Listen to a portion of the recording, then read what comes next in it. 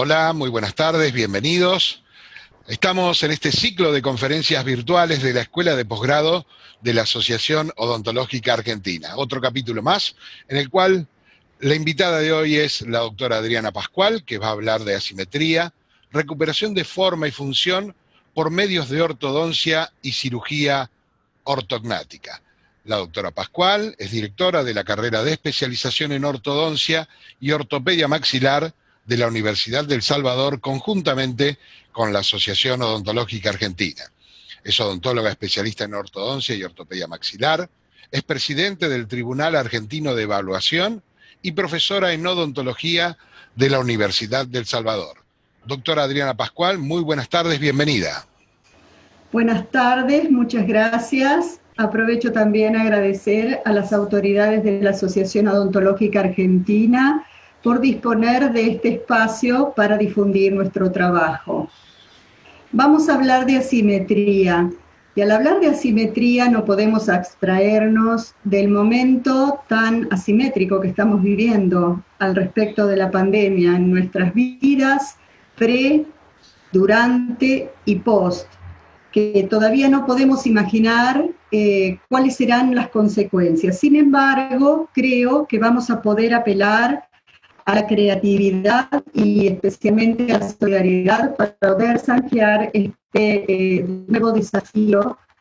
Y sin más, voy a dar comienzo iniciando por definir un marco teórico a la charla de hoy. Para hablar de asimetría, necesariamente antes hay que hablar de simetría. Simetría implica una concordancia entre partes que corresponden a integrar un todo, con una línea media, un eje, a ambos lados similares, iguales. En cambio, asimetría tiene una composición desigual, un equilibrio oculto que se puede apreciar en la forma y la distancia. En términos médicos, ese equilibrio oculto se hace o se genera mediante muchas compensaciones. Ya desde hace muchos años, en el siglo pasado, numerosos papers dieron cuenta de el sufrimiento del paciente portador de algún tipo de asimetría. Vemos aquí el ejemplo de Francis Bacon, un pintor figurativo británico, sobrino del genial matemático, genial él también, que sufrió una asimetría facial que dio origen a muchos autorretratos donde pueden ustedes ver, expresó su sufrimiento. Él era portador de una hemimicrosomía facial que en ese entonces no tenía tanto tratamiento como puede encontrar en la actualidad. En los tiempos actuales, en tiempos de selfie, yo tengo una especial predilección por la música y sigo desde hace mucho tiempo a este intérprete de jazz y cantante y actor pop americano, Jason Mraz, que en los 90 sacó su primer trabajo discográfico. Y luego, a continuación, en cada uno de sus trabajos me llamó la atención cómo él se autorretrató en el siguiente long play, cómo sus asesores de imagen seguramente le implicaban su deformidad facial, hacer gestos como para disimularlo o enfatizarlo, luego ocultando en el siguiente, en otro más, lo mismo, aquí como tratando de encuadrar, luego sin enfrentar la cámara, hasta que tuvo un gran éxito, un éxito que lo hizo mundialmente famoso, I'm Yours, se llama su canción, que lo puso en los primeros lugares, y evidentemente este joven ha hecho un tratamiento. Fíjense que entre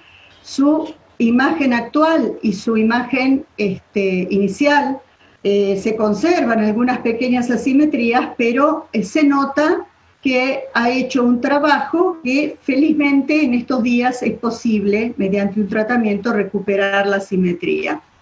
Sin embargo, una pequeña asimetría está presente en muchas de las celebridades y de los actores favoritos. Y eso lo podemos ver en fotos bien de frente y en fotos estáticas, porque la mímica la oculta. A veces se trata de importantes asimetrías que, sin embargo, tienen un efecto que captura el ojo, como que provoca cierta fascinación. Esto está descrito en varios estudios psicológicos donde una cara levemente asimétrica produce más confianza que una cara que conserva todas las estructuras simétricas y la hace más artificial.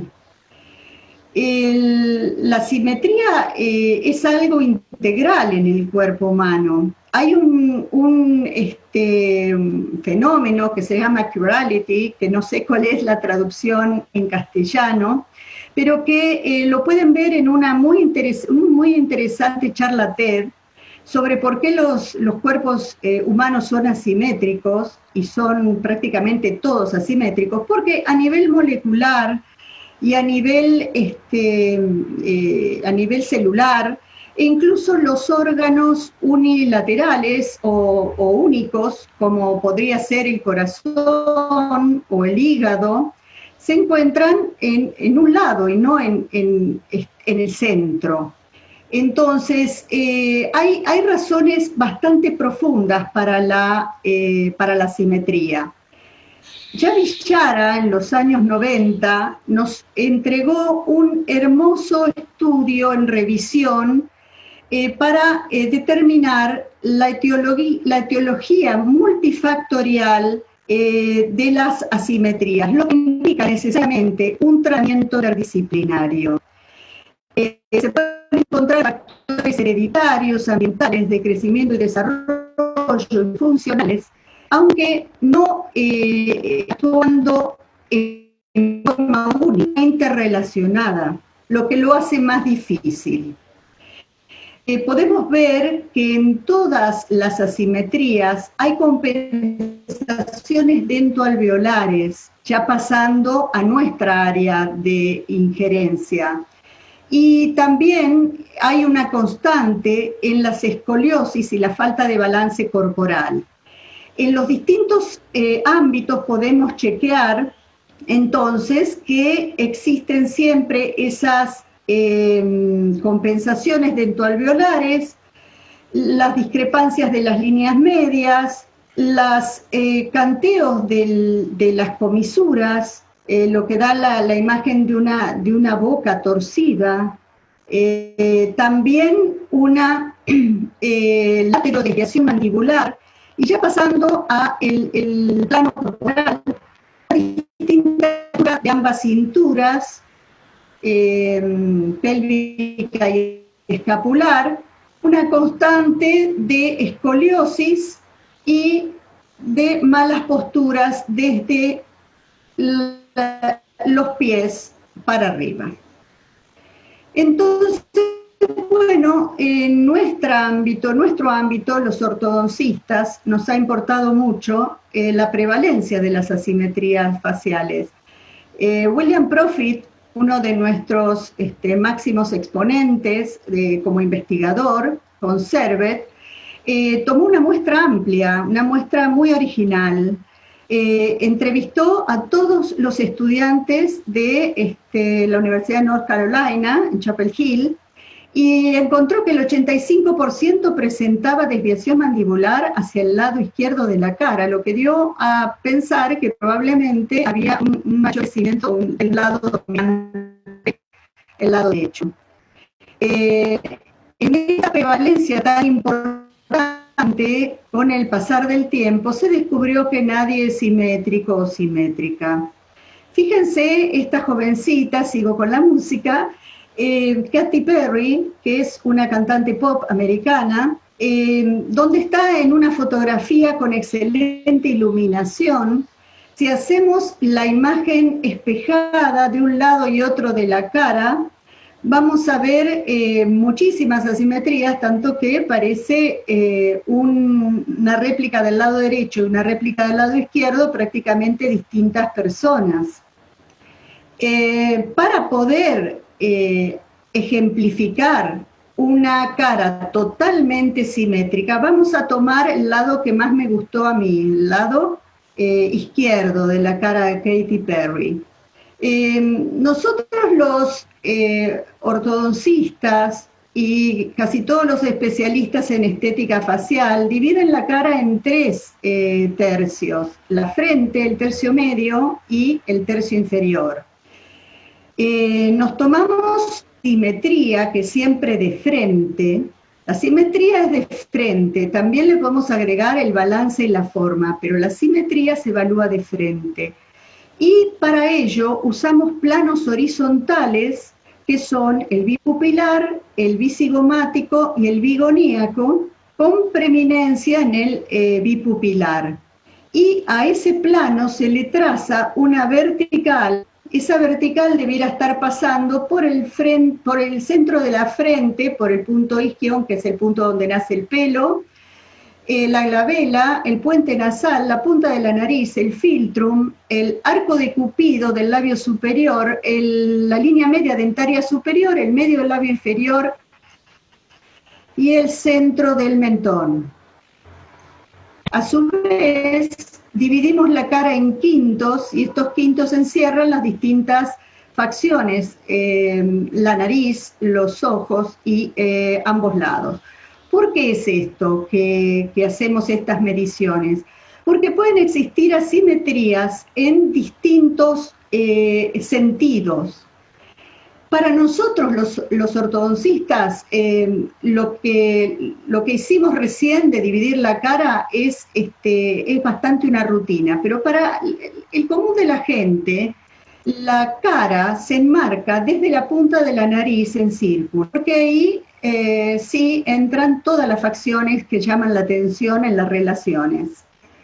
Entonces, bueno, tenemos unos muy importantes exponentes en la literatura, que son Nayan y Donaldson, que han publicado numerosos estudios sobre cómo una persona que no es ortodoncista o que no es odontólogo puede llegar a sentir que hay algo que no funciona en esa cara. Y encontraron que solo asimetrías de más de 10 milímetros son percibidas como anomalías, pasando los 5 milímetros, pasan prácticamente desapercibidas.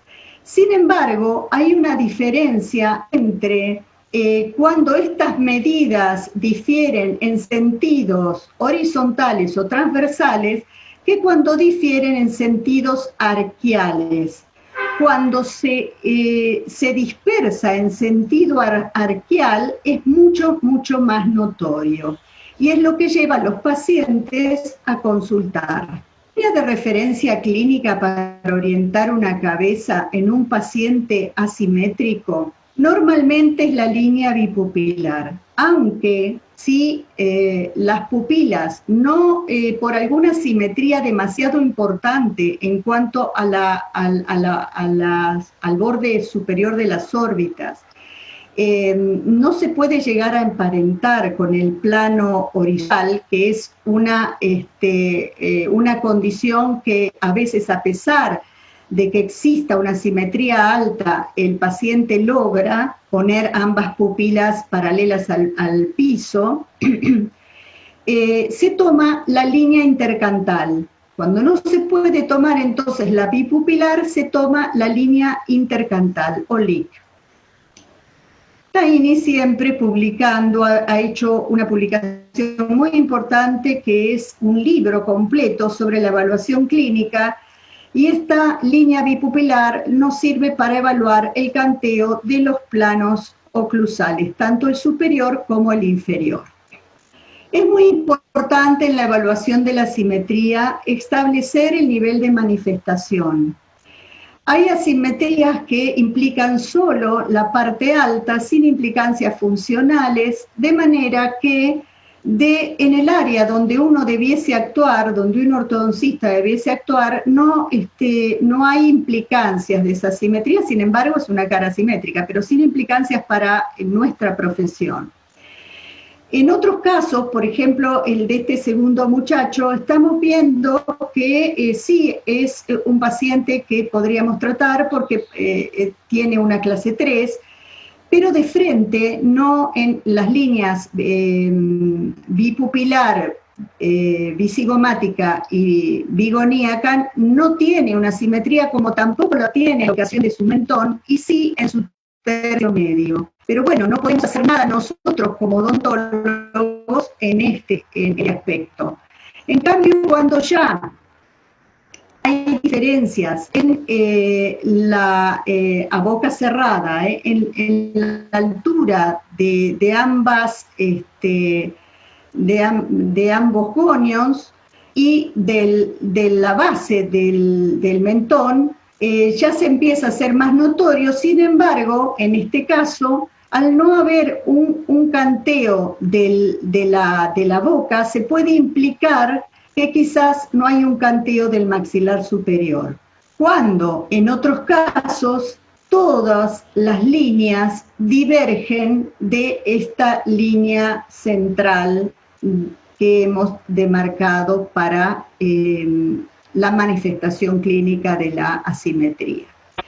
Se debe hacer un relevamiento exhaustivo de fotografía. Hoy día, con las evaluaciones estéticas que hacemos, es muy frecuente que se haga un estudio fotográfico y videográfico integral, corporal, y yendo de más a menos en cuanto al cuerpo, la cara, la sonrisa y las fotos intrabucales.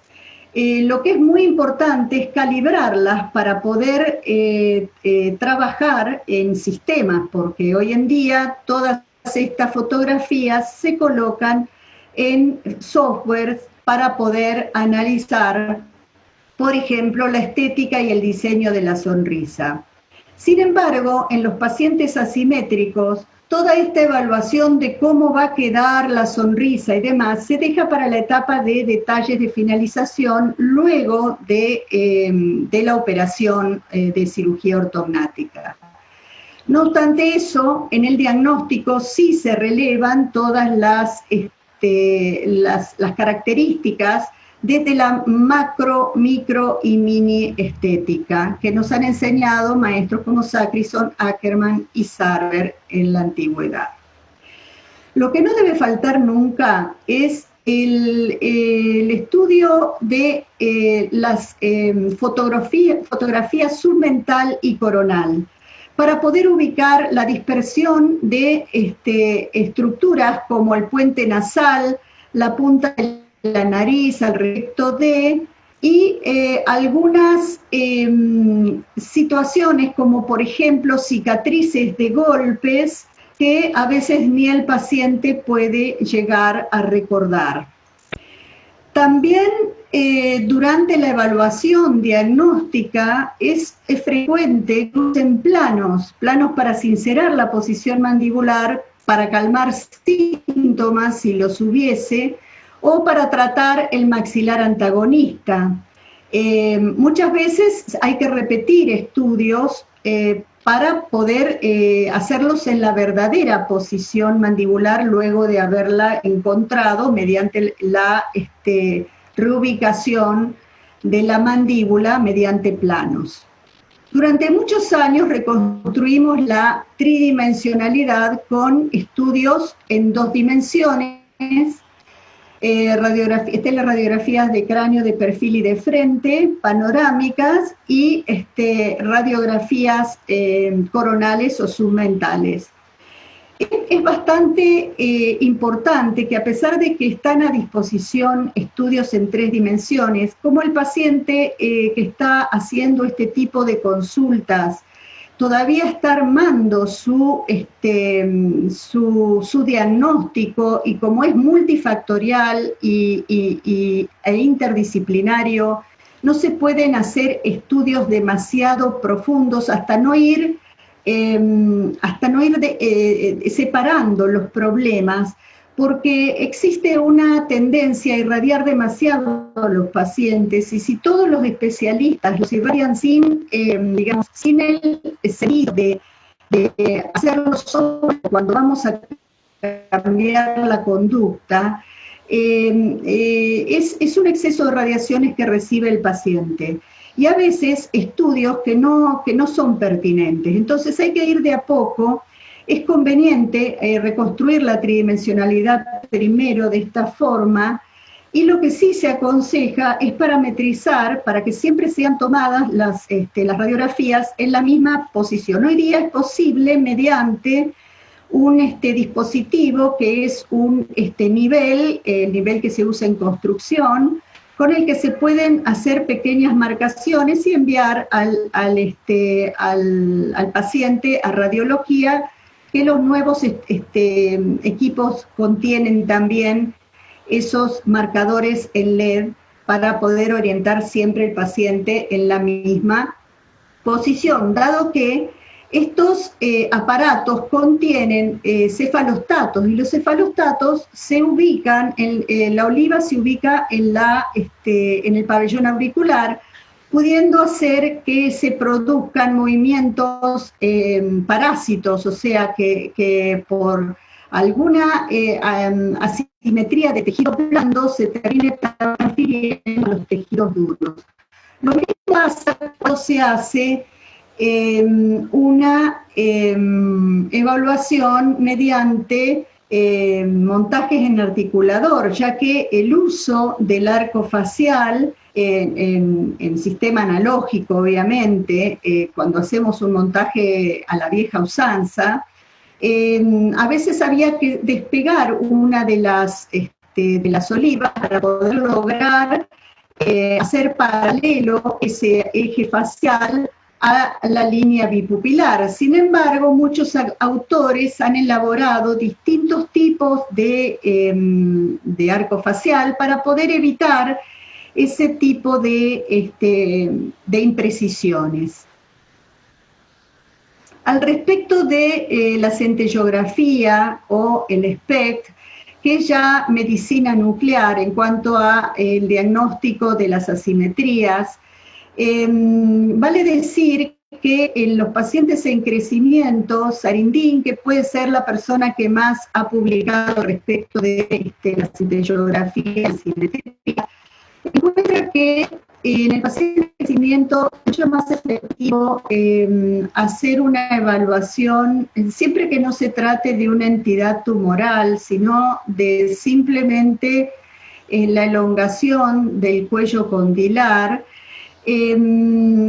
hacer una evaluación por teleradiografía y por un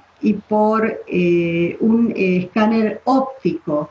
Incluso por fotografías, porque la centellografía implica la instilación de tecnesio 99, que es un marcador radioactivo, y realmente no aporta demasiado en cuanto a la evolución, porque siempre que haya mayor irrigación, y con esto cuando hay crecimiento lo hay, se va a dar la mayor marcación. En una centellografía en 3 estadios y en un SPECT en una forma más metabólica. De todas formas, sí estamos a favor de hacer un estudio de centellografía cuando va a cambiar la conducta, o sea, cuando estamos o en sospecha de algún proceso tumoral, para ver si se ha apagado o no, o sea, si se encuentra activo o no, y cuando estamos al borde de tomar decisiones quirúrgicas. Al respecto de la 3D, ha cambiado el paradigma actual en cuanto a la evaluación. Estamos ya en presencia de poder tener un paciente virtual al que poder diagnosticar y compartir las imágenes entre los colegas actuantes, prácticamente una duplicación de nuestro paciente virtual, convertir nuestro paciente en virtual, para poder hacer el mejor diagnóstico y la mejor planificación. Vamos a pasar ahora entonces a ver un poco los problemas que presentan los pacientes y la forma en la que se han ido resolviendo hasta ahora. Podemos ver que hay problemas del tercio medio en pacientes que vienen a consultar por anomalías de desarrollo. Una de ellas, de los problemas, es la excentricidad de la pirámide nasal. Sabemos que la pirámide nasal va hasta la mitad de la cara prácticamente. En este caso, su distorsión, su dispersión hacia la izquierda es desde el momento en el que aparece en la cara la pirámide nasal, no así en lo que hace al tabique en la parte profunda y en su conexión con el cráneo. Entonces, bueno, aquí la solución que se encontró, veamos en el número 1, el paciente previo al tratamiento. Luego tenemos en el estadio 2, el paciente ya operado de cirugía ortognática, donde se ha resuelto su problema sagital y su problema de balance de los tercios. Sin embargo, la nariz, por supuesto, permanece, porque esqueletalmente está de esa manera, permanece dando una imagen asimétrica a la cara. Miren en sonrisa, en el estadio 3, esa línea media dentaria está central a la cara, central al mentón, central a la boca, y sin embargo la punta de la nariz y el puente nasal está hacia la izquierda. De manera que esto debe ser resuelto por cirugía plástica posterior a la cirugía ortognática. Aquí vemos que el paciente se le ha realizado una apertura del hueso propio del lado derecho para hacer más ancha la base nasal, ya que en términos profundos no se puede alterar esa desviación del tabique. Y vemos que también se ha ubicado, centrado y levantado los cartílagos nasales de la punta nasal, dando un aspecto totalmente diferente, recobrando la simetría. Cuando lo que se encuentra excéntrico es el maxilar superior, como en este caso hacia la derecha, acompañando también el desvío nasal, esto puede o no ser concomitante. Vemos que la línea media esqueletal, con su sutura medio palatina, se encuentra desviada del centro facial, acompañando la desviación de la nariz, y a pesar de que en este caso se encuentran diastemas que uno podría pensar que se pueden tratar ortodóncicamente antes de la cirugía, estableciendo una centralidad de la línea media dentaria superior, es imposible transgredir la sutura. Entonces será necesario que se traslade ese maxilar superior durante la cirugía para poder luego sí centrar también el mentón. De ninguna manera se va a poder alcanzar una simetría facial sin una simetría del maxilar superior. Sin embargo, la nariz, como pueden ver, sigue estando hacia un lado. Eso es imposible de resolver a menos que la paciente opte por realizar una cirugía nasal como la que vimos hace un rato. de los problemas del maxilar superior es el canteo. O sea que, como la mandíbula se va desplazando hacia un lado durante el crecimiento, el maxilar superior acompaña con esas compensaciones dentoalveolares de las que habíamos hablado. Podemos ver en este caso cómo ese maxilar superior se encuentra canteado. No hay manera de poder restablecer la simetría de esa cara sin reubicar ese maxilar superior más allá de lo que se haga en el sentido sagital al respecto de un paralelismo a la línea bipupilar.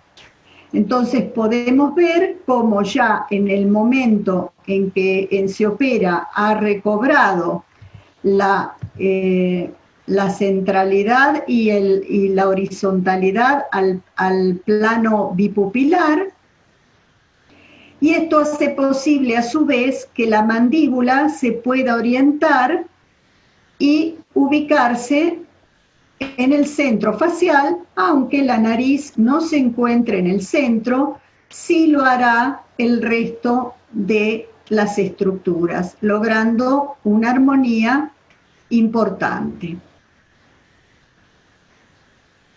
Aquí vemos cómo este caso se ha complicado en el sentido de que, si bien esta paciente tenía un canteo del maxilar superior, la mandíbula que se encontraba hacia la izquierda no presentaba una discrepancia de las líneas medias dentarias. Entonces hizo necesario que se hiciese una extracción del lado hacia donde iba la simetría para sincerar la línea media dentaria inferior con el centro del mentón. Y de esta forma, cuando el maxilar superior recupera, mediante la reposición del canteo a la horizontal, la posición central, la mandíbula puede hacer esa reubicación en el centro. De esta forma se obtiene ese resultado deseado. Todas estas cosas hay que planificarlas con anterioridad, de manera que exigen un minucioso trabajo en común. Fíjense que los problemas de la mandíbula y todo esto que les estoy diciendo es, es en conjunto, no es que un paciente presenta solo un problema, sino que presenta varios problemas a la vez, lo que deben ser puestos en blanco sobre negro para poder darle la verdadera solución al problema. Hay un interesante artículo que publicó la doctora Marina Población en la revista Ortodoncia de la Sociedad de Ortodoncia, donde hace una discriminación de los problemas de la mandíbula en las asimetrías, donde hay asimetrías de rama, de cuerpo, compensadas, descompensadas, asimetrías glenoideas, también compensadas y descompensadas, funcionales, oculares, asimetría funcional condilar y asimetría mentoniana, o sea, estrictamente de la sínfisis. Vale decir entonces que hay veces donde se combinan diferentes problemas, o sea, por ejemplo, una asimetría de largo de rama con una compensación por el lado del largo del cuerpo y no se hace tan evidente. Sin embargo, cuando estas asimetrías son altas, o sea, cuando son de la cavidad glenoidea, son las más delicadas y la capacidad de compensación se ve más dificultada por lo que son los pacientes que con más frecuencia muestran las asimetrías más importantes. A su vez, en ese artículo da cuenta la doctora Población de una circunstancia que se da que en el cuerpo mandibular, que tiene tanta tensión muscular de tan diferente sentido y dirección, en esas adaptaciones hace hay muchas diferencias en el plano axial entre la forma del cuerpo, la rama y las torsiones del arco mandibular en las adaptaciones. Así que es un problema bastante difícil de resolver y hay que ir separando por partes. En cuanto a los problemas de la mandíbula, vamos a empezar de arriba abajo con problemas condilares. En este caso que les presento es un caso que la paciente sufrió un accidente. En ese accidente pasó desapercibida una hemorragia en la zona, en el área del cóndilo derecho, y sufrió una fractura también sin tratamiento efectivo del lado izquierdo. De manera que en poco tiempo empezó a desarrollar una simetría facial que no dio tiempo al arco a hacer compensaciones, a los arcos dentarios a hacer compensaciones. Se presentó con mucho dolor, se hizo una centellografía. En esa centellografía dio positivo, o sea, estaba creciendo, se había desarrollado un condroma posterior al trauma, y entonces se había producido una gran asimetría. Esta asimetría tenía como entonces mayor causa ese macrocóndilo que debió ser extirpado para lograr una primer reducción de los síntomas y de la razón de evolución de esa asimetría. Se hizo de manera preauricular y ya inmediatamente después de la operación se puede ver cómo la paciente puede abrir y cerrar en el eje. Aquí vemos cómo falta la cabeza de cóndilo. Y bueno, la paciente tenía una clase 2 que a correspondencia de la falta de cóndilo se agravó. Entonces se proyectó para cuando pasara un tiempo y estuviese más estable la mandíbula, una cirugía ortognática de avance mandibular. Aquí vemos cómo se ha recuperado ciertamente parte de la estructura, si bien nunca va a tener un cóndilo, es un protocóndilo, funciona como un cóndilo, y lo que hay que darle es estabilidad articular, estabilidad articular dentaria, para que pueda evolucionar correctamente. Entonces se hace el tratamiento ortodóncico, coordinando los arcos, tratando la curva de Spe y de Wilson, y este es el posoperatorio inmediato cuando ha ya resuelto la clase 2 esqueletal y recuperado una clase 1 con una buena relación de overjet y overbite. Aquí vemos la recuperación de la simetría, tanto esqueletal como de los tejidos blandos, y resuelto el problema de clase 2. Otra simetría importante, en ella hay numerosas adaptaciones, merced también a las pérdidas dentarias, donde se suman al problema de asimetría de base. A la vez, la paciente tiene un desplazamiento discal con reducción y ameritó un tratamiento previo para calmar los síntomas y mejorar la verdadera posición de la mandíbula, que sin las compensaciones y sin buscar la mejor mordida de comodidad era esta y no esta. Muy bien, aquí vemos cómo en la preparación para la cirugía ortognática se hizo un abordaje no de cirugía primero, sino de cirugía lo antes posible, que sería early surgery.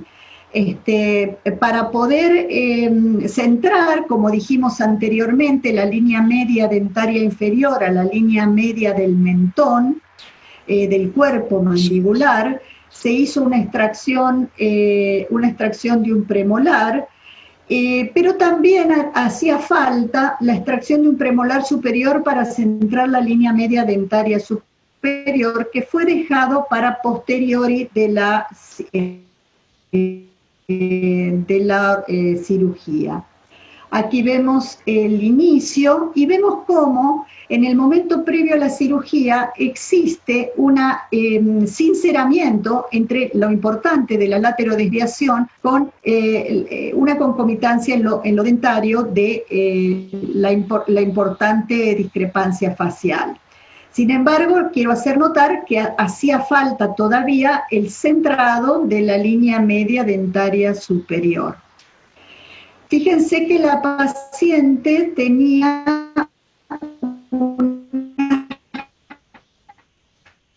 características de biprotrusión y al tener características de biprotrusión llegó de hacer la extracción en el maxilar superior, vaya a mejorar su perfil. Aquí vemos la diferencia entre un lado y otro de la mandíbula y vemos el canteo del plano del maxilar superior. La mandíbula era pasible de hacer algún tipo de tratamiento por rehabilitación, pero fue dejado para posterior de la cirugía para incluso poder colocar las piezas en un lugar más, más efectivo, los implantes en lugares más efectivos. Aquí tenemos la cirugía ortognática que fue planificada y vemos la osteotomía del EFOR1 para realizar la reposición del canteo del maxilar superior, aquí con el splint de intermedio posicionando el maxilar superior con la mandíbula sin operar, y aquí el splint 2, o sea, el que ya con el maxilar superior posicionado ubica la mandíbula en su lugar. Vemos también en la evolución del caso que se hizo la extracción de ese premolar superior izquierdo para empezar a hacer la reposición de la línea media superior, posterior a la cirugía ortognática, y sobre todo lograr la estabilidad de los sectores posteriores mediante la colocación de implantes y de coronas provisorias para lograr la estabilidad postoperatoria. Vemos el antes y el después, donde todavía hace falta realizar algún tipo de rehabilitación, está en un estadio intermedio de la rehabilitación, pero podemos ver ya en el esqueleto una centralidad de las estructuras. Podemos ver en este momento con los provisorios, la rehabilitación en provisorios, todavía le falta a los definitivos, pero el cambio es muy importante. También cuando los problemas son maxilomandibulares, por ejemplo este paciente se presentó ya con su mentoplastía realizada y nos dice que su mentón tenía una dispersión hacia la derecha y que él lo resolvió individualmente, quiso resolver ese problema primero. Entonces ya se había realizado una mentoplastía de avance y descentrado del mentón, pero se seguía viendo asimétrico. Había concurrido a su ortodoncista y su ortodoncista nos hizo la interconsulta porque era una clase 2 y si debía hacerle extracciones en el maxilar superior para poder llegar a resolver esa oclusión de clase 2, se iba a acentuar más su exposición gingival. Aparte, el paciente aquejaba de estas arruguitas, siendo tan joven en sonrisa, y esto es por la falta de desarrollo del tercio medio, ya que se trataba originalmente de una birretrusión con sonrisa gingival, con una laterodesviación mandibular a la derecha, con deficiencia del ángulo mandibular izquierdo.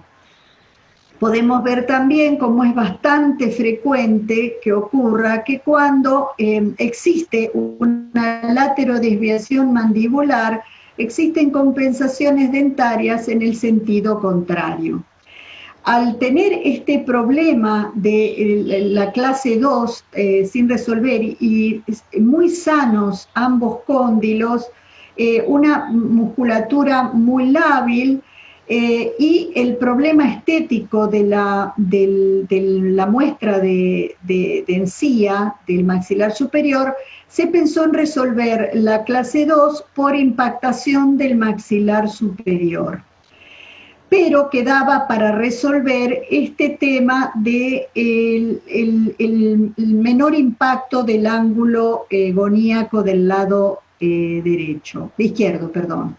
Entonces se hizo una simulación, en primer lugar, de cuánto reduciría el tercio inferior por impactación del maxilar superior, aproximadamente 1 centímetro, y luego una simulación de cómo quedaría con los ángulos colocados simétricamente, y a su vez cómo se mejoraría el ancho bicigomático con la colocación de implantes goníacos. Así que se produjo en modelo 3D el diseño del implante del ángulo goníaco, que se hace elaborando primero una simulación de dónde va a estar la cúpula, dónde va a estar la parte más acentuada de ese ángulo, para poder hacer un diseño que se adapte totalmente al cuerpo de un implante aloplástico. Lo mismo con los malares. Podemos ver que la cúpula se elabora al milímetro, 2,16, 2,19. Hay distintas características para los implantes malares en hombres y en mujeres. La cúpula va hacia adelante en los hombres y hacia los lados en las mujeres. Entonces, aquí se hace la simulación y tranquilamente podemos llegar a un resultado agradable y de acuerdo a los deseos del paciente. Fíjense cómo se redujo la dimensión vertical y cómo también se logró simetría de los ángulos goníacos, a la vez que la cara se proyectó hacia adelante y arriba, por rotación mandibular ante la reducción del alto del maxilar superior. Ya vamos terminando entonces con algunos problemas, por ejemplo otro problema maxilomandibular de asimetría en una clase 3 con canteo del plano del maxilar superior y una laterodesviación mandibular. Algo muy frecuente también que se ve es la erosión, a veces natural y otras veces provocada por algunos colegas con buenas intenciones, de las cúspides, y bueno, una necesaria primera colocación de un plano para poder evaluar cuál es el verdadero problema esqueletal, compensado por las posiciones dentarias, y el sinceramiento en cuanto a que la laterodesviación se haga también patente en la oclusión. La laterodesviación facial se haga también patente en la oclusión. Lo que se vio cuando se estuvo haciendo la planificación de esta paciente es que una proyección necesaria del maxilar superior llevaría a mejorar el labio superior, pero nos traía una desventaja, y la desventaja era que esa proyección del maxilar superior hacia adelante con un tercio medio muy, muy deficiente dejaba un escalón importante. Entonces se proyectaron en el diseño de implantes paragenianos para poder proyectar sin ese indeseado efecto el maxilar superior. A su vez aquí vemos en el preoperatorio la prueba de las guías quirúrgicas que también son construidas en el flujo digital y su diferencia entre el maxilar superior y la mandíbula. Estas son probadas en un maxilar y en otro independientemente, y vemos el modelo estereolitográfico presente en quirófano para poder en el momento de la cirugía reponer ese gap, y ahí vemos colocada la guía quirúrgica de la reposición del maxilar superior, donde se corrige el canteo y por supuesto los beneficios del reposicionamiento de los maxilares en el sentido sagittal y vertical también.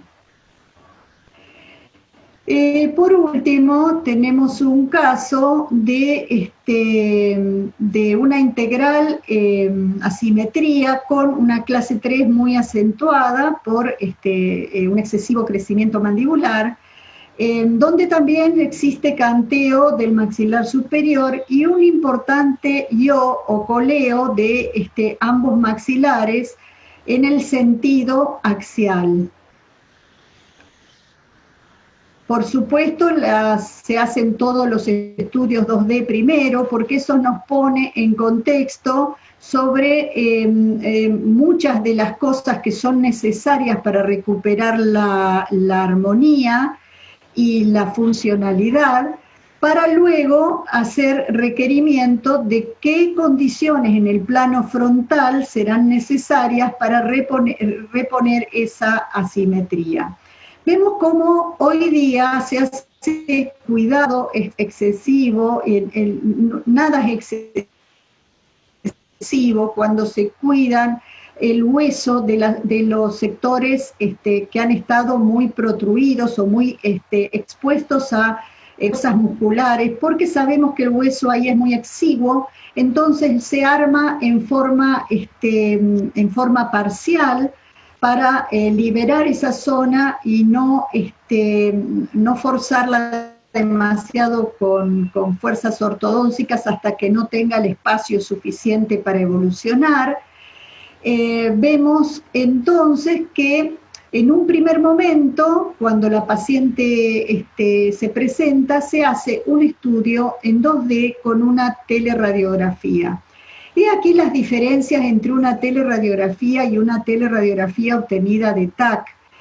Hay cosas que se ganan, cosas que se pierden, pero bueno, lo importante es saber que uno, al controles a distancia, va a tener que controlar con teleradiografías, porque no vamos a someter al paciente a 4 o 5 estudios de tomografía. No es necesario si después la cirugía sale todo bien. Entonces, si uno no se dedica a la investigación, puede hacer controles a distancia con teleradiografía. Esa teleradiografía inicial nos va a hablar de su estado inicial intocable antes de que haya pasado nada de tratamiento, siendo que han intervenido o intervendrán varios profesionales, y yo lo encuentro como un estadio necesario. Aparte, hay diferencias porque la tomografía no tiene deformaciones, mientras la teleradiografía tiene hasta 10% de deformación. Y toda la data cefalométrica se encuentra relativa a esa deformación inicial de la toma.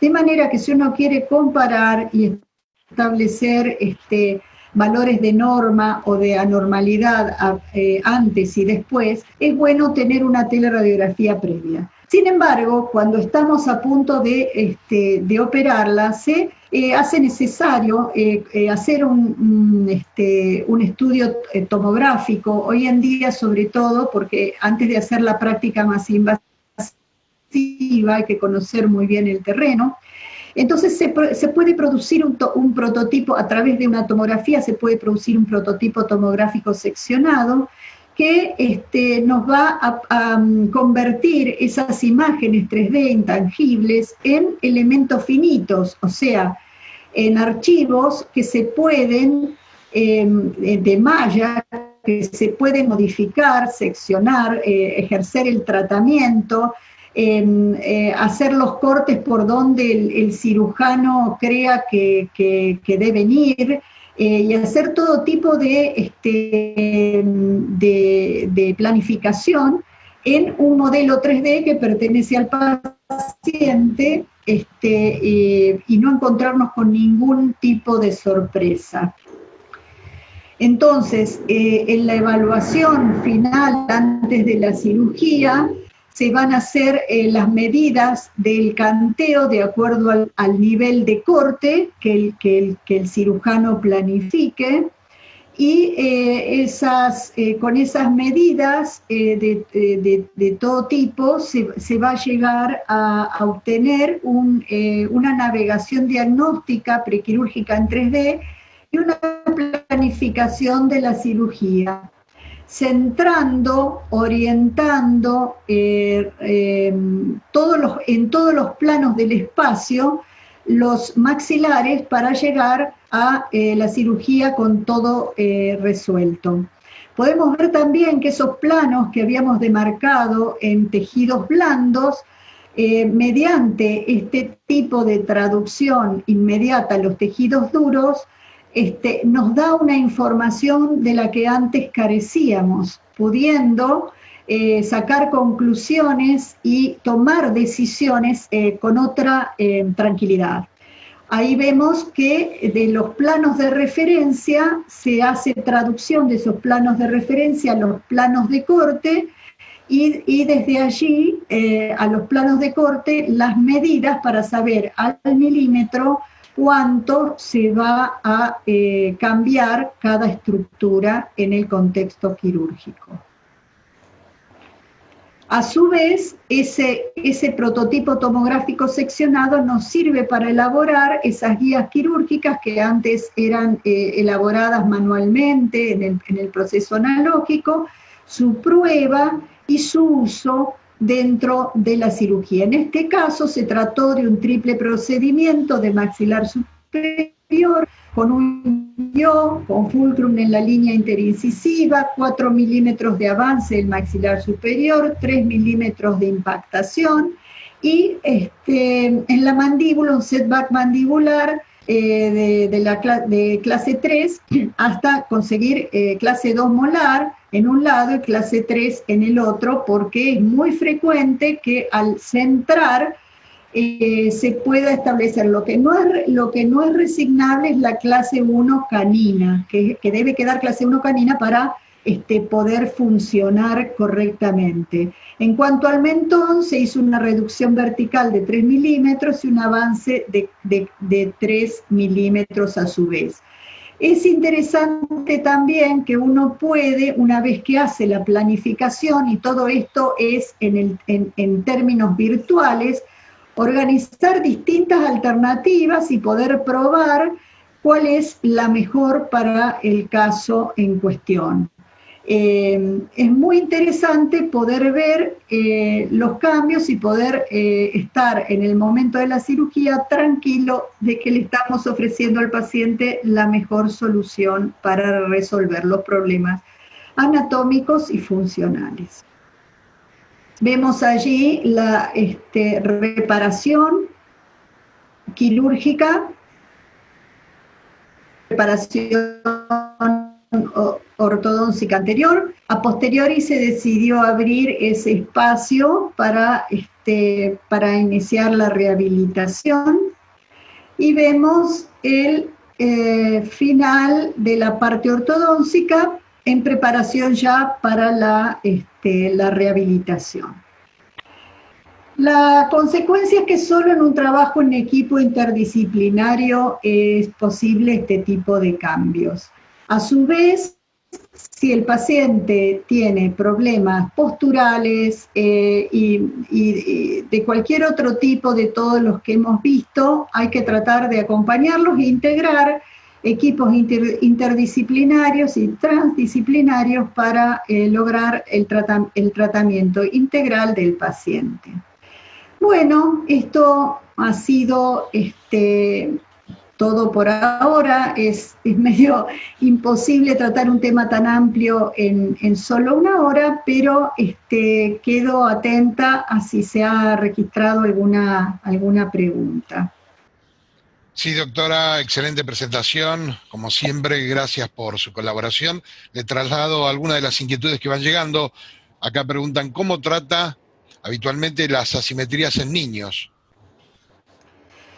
Bueno, ese es un capítulo bastante amplio. Vamos a hablar de casos no sindrómicos, porque los casos sindrómicos tienen sus especialistas, o sea, no es el ámbito de lo que yo trato. Yo trato anomalías de desarrollo y me voy a referir solamente a ese tipo de circunstancias. Mientras el maxilar superior tiene capacidad de crecimiento, podemos hacer que tenga el mismo tamaño que el arco inferior.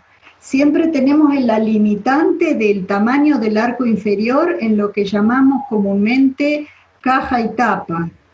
Si esa mandíbula está creciendo hacia un costadito, lo que no podemos hacer es hacer evolucionar ese maxilar superior indefinidamente para tratar de alcanzar esa mandíbula.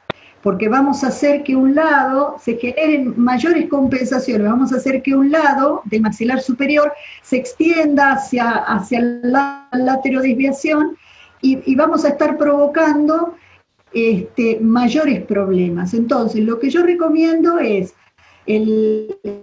ante una establecida como de diagnóstico alto, o sea, una diferencia en la implantación de la cavidad glenoidea, y un diagnóstico de certeza de que eso va a evolucionar hacia una asimetría, hay que esperar el crecimiento del paciente, pero en el interín, coordinar la forma de ambos arcos, por supuesto que a veces entonces se va generando como una laterodesviación sin acompañamiento del maxilar superior. Para proteger la articulación, entonces, hay que colocar algún tipo de plano y tratar de evitar que se produzcan compensaciones dentoalveolares, de manera que preservar que el maxilar superior crezca bien o no tenga impedimentos en el crecimiento, en el sentido de que no se cantee y que se mantenga paralelo al plano bipupilar, del mismo tamaño del maxilar inferior y protegiendo las articulaciones con algún tipo de plano para permitir la apertura y cierre en el eje central, y bueno, esperar la finalización del crecimiento para realizar finalmente la cirugía ortognática. Doctora, pregunta, ¿qué actitud toma frente a los pacientes disfuncionados? Bueno, evidentemente el paciente disfuncionado debe ser primero tratado de su disfunción. En primer lugar, bien diagnosticado y primero tratado. Claro está que muchos problemas, cuando existen problemas estructurales del esqueleto, donde el esqueleto es asimétrico, hay una situación de huevo-gallina, porque no hay manera de que se resuelva bien si no se llega a mejorar la estructura. De manera que mínimamente hay que llegar a que quede asintomático y ver bien qué tipo de disfunción tiene y tratar de solucionarla antes de iniciar el tratamiento ortodóntico quirúrgico. De solucionarlo por lo menos en los síntomas. Excelente. Como estuvo presentando todos pacientes con ortodoncia previa a la cirugía, ¿se puede hacer surgery first en pacientes con asimetría? Bueno, vale decir para los que están escuchando y no están demasiado en tema que hay varios protocolos hoy día. Hay un protocolo de ortodoncia primero, que es el que vieron ustedes en la mayoría de los pacientes. Hay otro de early surgery, que es hacer la cirugía lo antes posible en cuanto se logre algunas movimientos dentarios que garanticen cierta estabilidad oclusal en el postoperatorio. Y hay un protocolo que se llama Surgery First, que primero se hace la operación y después se hace la ortodoncia. Yo personalmente prefiero early o ortodoncia primero en los casos de asimetrías. Simplemente porque son tantos temas a resolver y sobre todo la estabilidad oclusal postoperatoria es necesaria para que no haya una recidiva. Piensen que todos los tejidos blandos traccionan para volver a nosotros producimos un cambio esqueletal rotundo y de golpe, o sea, recolocamos los maxilares en la posición correcta, no nosotros, sino los cirujanos. Los cirujanos colocan el esqueleto donde debe ir, pero los tejidos blandos tienen su memoria y deben ser reeducados, y sin una razonable oclusión es bastante difícil hacerlo. Oclusión postoperatoria, ¿no? Por eso la necesidad de hacer ortodoncia antes. Gracias. Le traslado la última pregunta. Si el paciente no quiere o no puede operarse, ¿qué se puede hacer?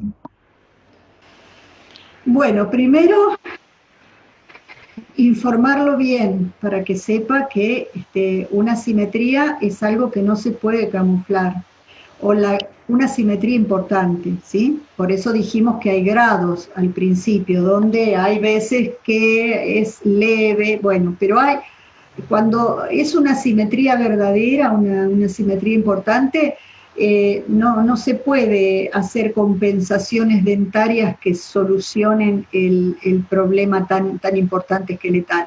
Entonces, bueno, lo que el paciente puede hacer, si no puede o no quiere operarse, es tratar de lograr una estabilidad articular mediante el uso de algún tipo de plano para que no se dañe su articulación, que no se dañen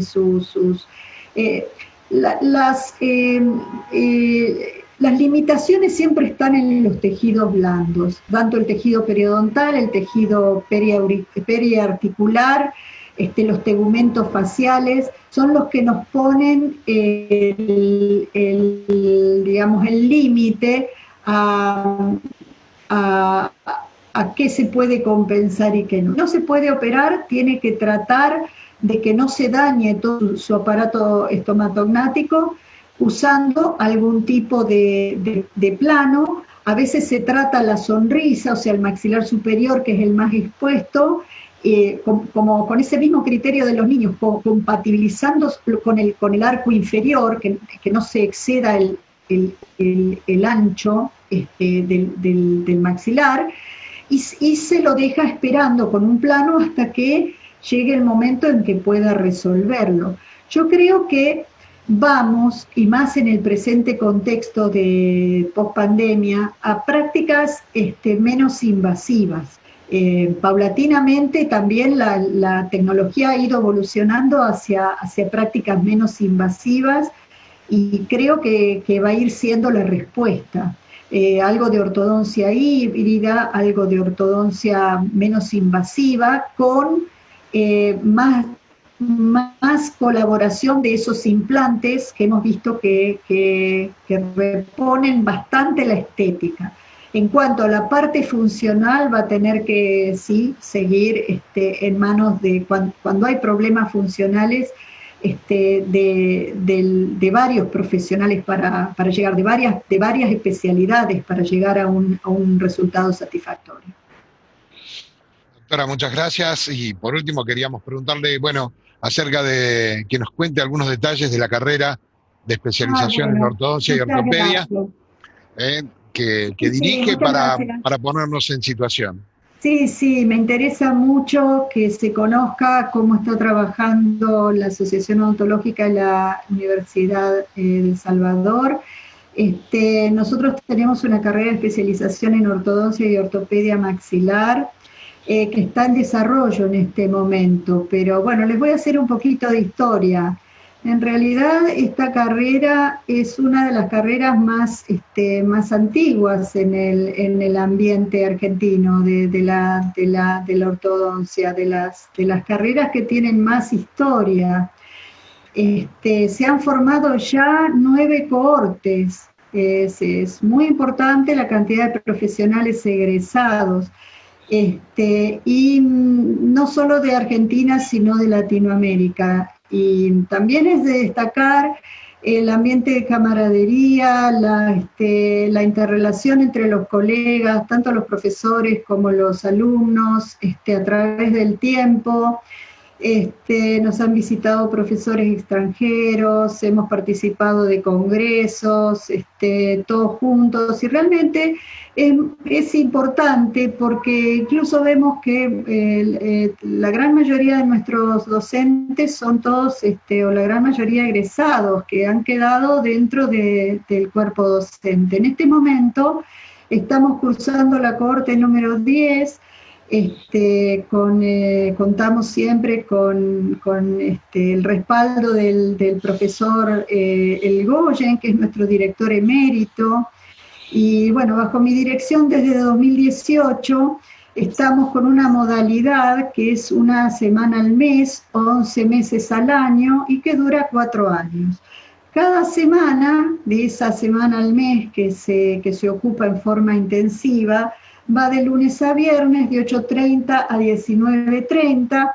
Hay clínicas individuales, que es para aprender diversas formas de ejecutar tratamientos, y con una mirada muy abierta y transversal, en la que cada docente le pone su impronta, pero a su vez enlazadas por una serie de ateneos sobre casos clínicos y teóricos integradores, que le van dando un hilo conductor con profesores estables durante los 4 años y muchos profesores invitados, estables y auxiliares, y muchos profesores invitados. En principio se comienza por un estadio preclínico.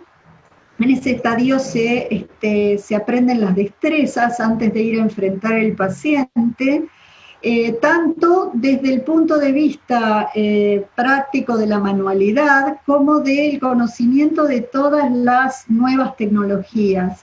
Ese preclínico tiene, la próxima cohorte va a ser por espacio de 1 año, con visitas a clínicas, pero para que realmente tengan una base bien fuerte en lo que son las técnicas de las nuevas tecnologías, sobre todo. Y bueno, luego tenemos un grupo excelente de profesores, donde tienen clínicas y ateneo en horario de la mañana y de la tarde, y luego una serie de teóricos, donde, bueno, aquí por ejemplo, para poner solo 2 de los invitados, hemos puesto a la doctora Espósito y la doctora Pesa, pero son muchos los invitados. Tenemos seminarios, ateneos, y luego, bueno, tenemos una intensa actividad en clínica, con también discusiones,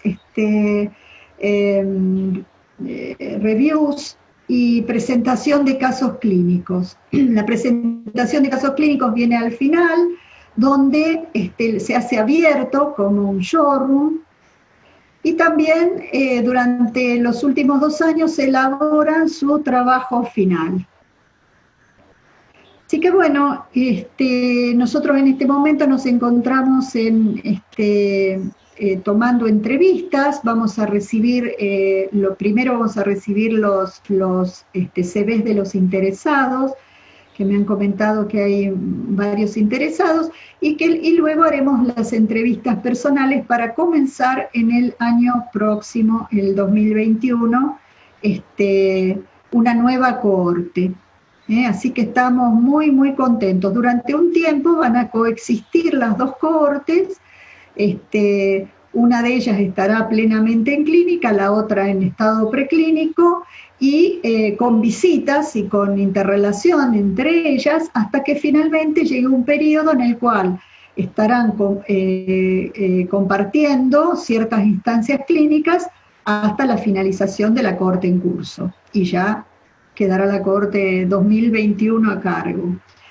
Bueno, eso ha sido la historia de la institución, de la carrera hasta ahora, y esperamos seguir con esta modalidad. Doctora Pascual, le agradecemos mucho todo el tiempo que nos ha dedicado a este ciclo de conferencias virtuales. Tiene el cierre. Bueno, nada más me resta agradecer, esperar, como les dije al principio, que nos recuperemos. Sé que lo haremos como sociedad y como sociedad profesional. Y bueno, haremos nuestro mayor aporte para que eso sea posible. Muchas gracias por este espacio. Muchas gracias, doctora. A ustedes los esperamos el próximo jueves, el jueves 11, a partir de la hora 17, con otra entrega más de este ciclo de conferencias virtuales. En este caso será el doctor Marcelo de Barrio, que hablará sobre microabrasión del esmalte, alcances y limitaciones de la técnica. Tengan ustedes muy buenas tardes. Muchas gracias.